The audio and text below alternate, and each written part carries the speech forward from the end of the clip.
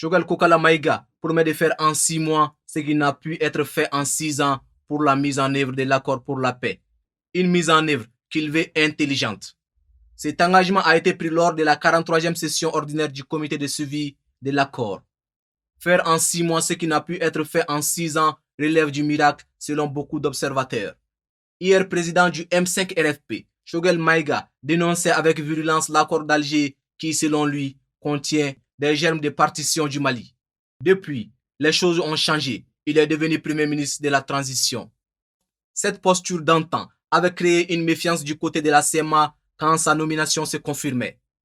Après une rencontre entre le président Assimi et les ex-rebelles en sa présence, la CMA a réitéré son soutien à la transition et confirme qu'elle a obtenu un gage sur l'application de l'accord. Quelle est cette garantie?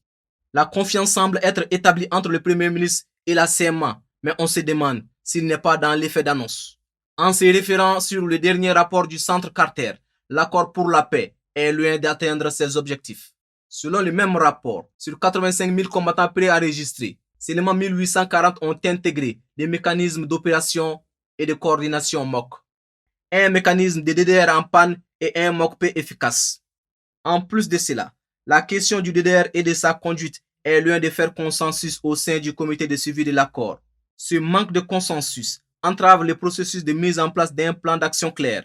En effet, il semble que le nombre de combattants enregistrés au DDR soit largement supérieur aux effectifs réels des groupes combattants. Le Premier ministre a promis de faire le miracle.